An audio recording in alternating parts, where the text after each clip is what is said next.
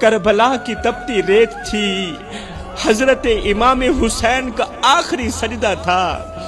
یہ اس دکھی انسان کا سجدہ تھا جس کے سامنے خیمے جلتے رہے، جس کے سامنے معصوم روتے رہے، مگر پھر بھی جب اذان کی آواز آئی تو پیشانی سجدے میں نظر آئی۔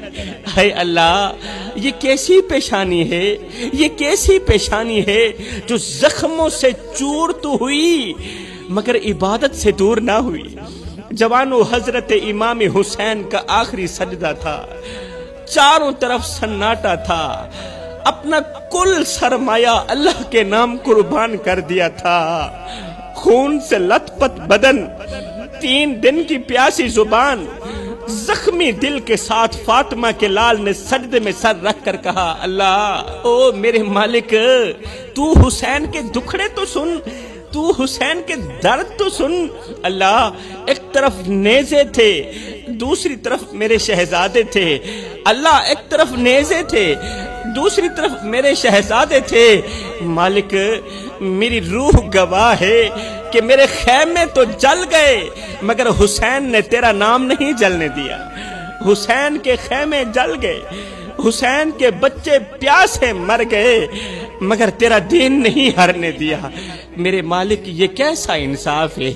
او میرے اللہ، یہ کیسا انصاف ہے اور یہ کیسی امت ہے جو نبی کے نواسے کو پیاسا مار کر بھی فخر کرتی ہے؟ اللہ، یہ کیسی امت ہے، یہ کیسے لوگ ہیں جنہوں نے آذانیں تو سنبھال لی، آذانیں سنبھال لی مگر آذان کے وارث کو تپتی ریت پر تنہا چھوڑ دیا۔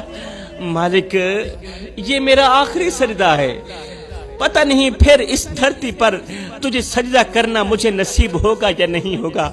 میرے مالک، او میرے مالک، دیکھ، آگے دشمن کھڑا ہے، پیچھے دشمن کھڑا ہے، میرے دائیں دشمن ہے، بائیں دشمن ہے اور میری گردن پر دشمن کی تلوار ہے۔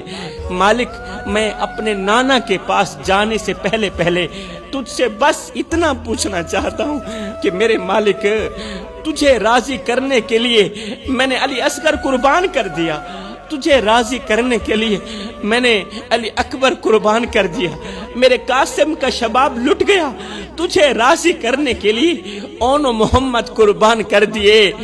مالک، اتنا کچھ قربان کرنے کے بعد بھی اپنے آخری وقت میں دیکھ تیرا حسین مسکرا رہا ہے، دیکھ تیرا حسین مسکرا رہا ہے اور مسکرا کر کہہ رہا ہے، اللہ، تجھے راضی کرنے کے لیے میں نے سب کچھ کیا، بتا تو صحیح، تو بھی حسین پہ راضی ہوا ہے کہ نہیں ہوا؟